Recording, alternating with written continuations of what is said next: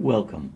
In this session in linear data analysis, we'll explore how we can use hyperplanes to separate multiple clusters. A multi-cluster or multi-class problem we can recall as being this.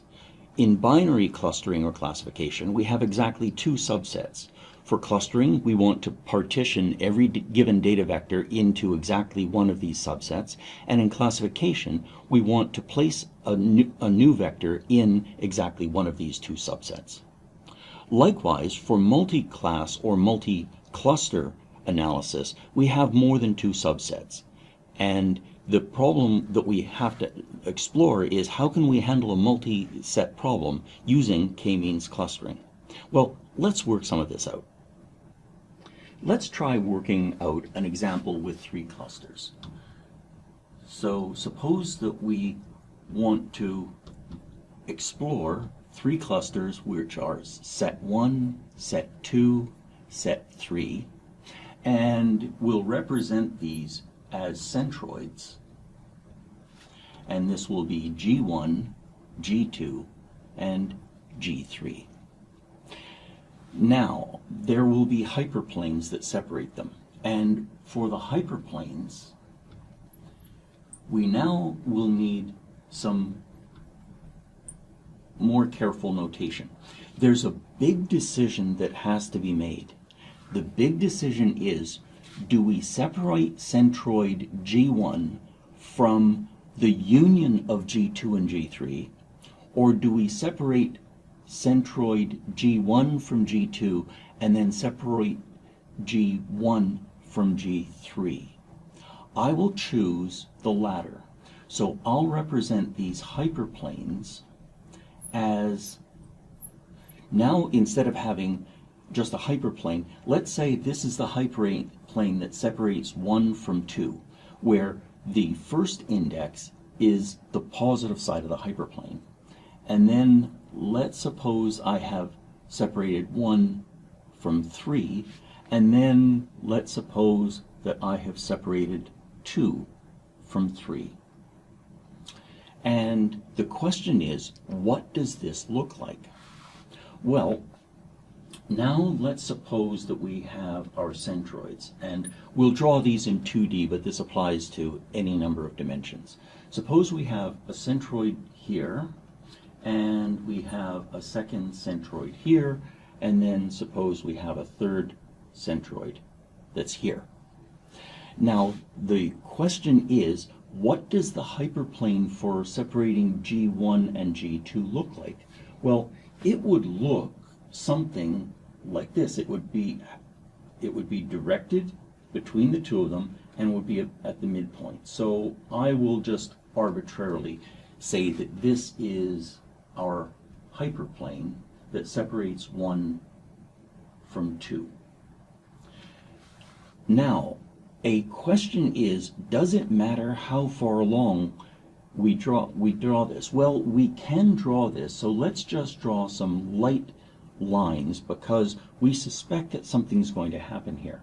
Now, what does the hyperplane between next separate G1 from G3 look like? Well, that will also be at the midpoint and perpendicular, and so it will look something like this.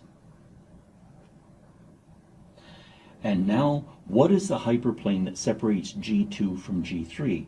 Well, it would be along here, and it would be something like this. So this is the hyperplane that separates 1 from 3, and this is the hyperplane that separates 2 from 3. Now, we might wonder, why don't we extend these lines as hard lines infinitely? Let's reason this out. Suppose that we're given a vector which is, let's say it's here.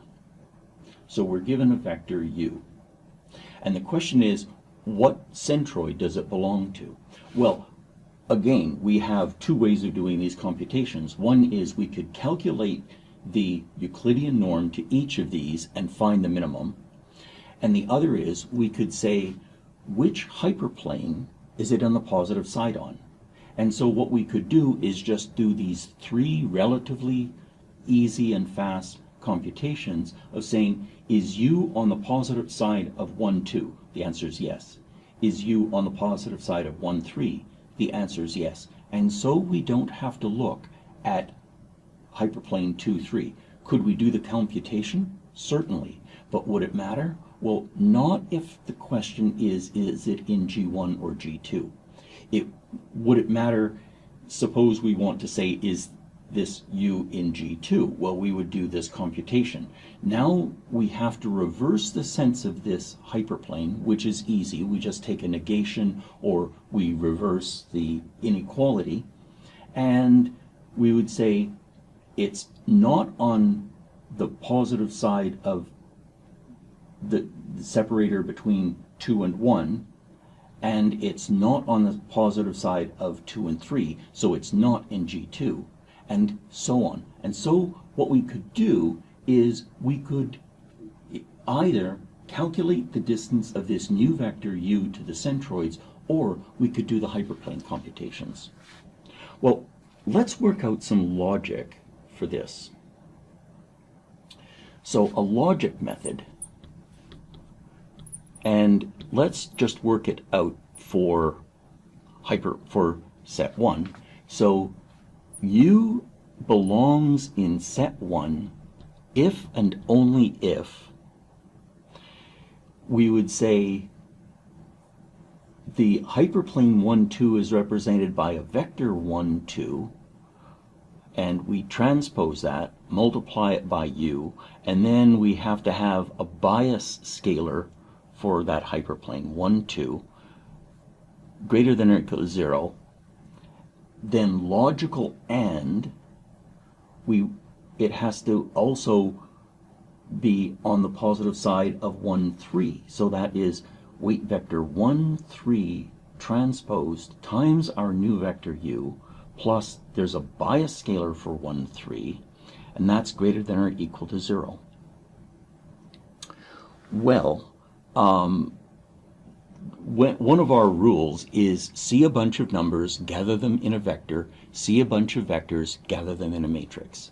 Here I see a bunch of numbers that can be gathered, and here I see a bunch of vectors, and those vectors are multiplying another common vector. So I am tempted to try to gather this into something using linear algebra.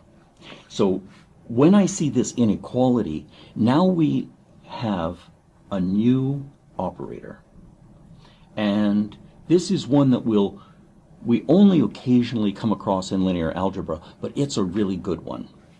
A vector alpha, let's suppose that it has m entries. So alpha is greater than or equal to 0 if and only if for all j, alpha j is greater than or equal to 0. So, that's alpha is greater than or equal to the 0 vector. So what we'll say is a vector is greater than or equal to 0 if and only if every entry of the vector is greater than or equal to 0. So now, how could we gather these terms? Well, let's see. We can gather the 0 vector. That's on the right side. We can gather the b values. So I could say a vector b1 is, I could gather those as b1, 2 and b1, 3.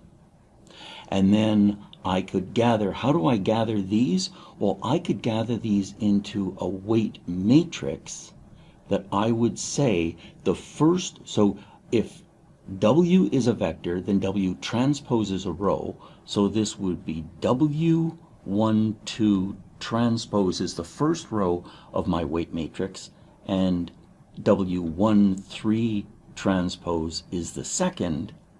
And now I can say that U is in set 1 if and only if I take this weight matrix, W1, multiply it by U, add the bias vector for this cluster, and that is greater than or equal to 0.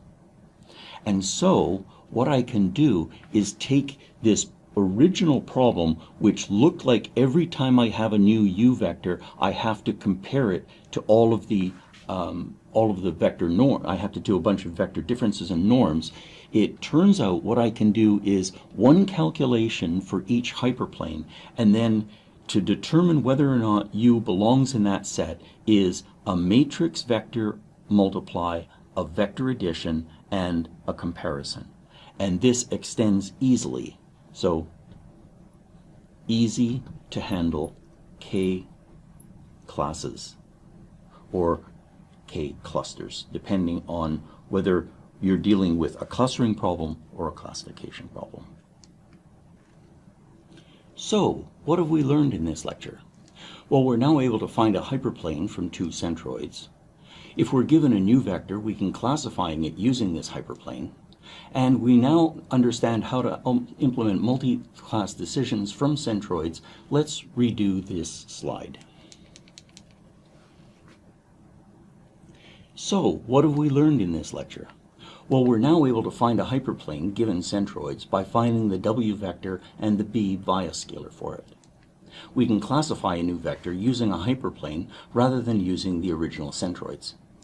And if we have multiple clusters or multiple classes, we can make decisions based on either the centroids, or we can use the hyperplanes that separate these centroids from each other.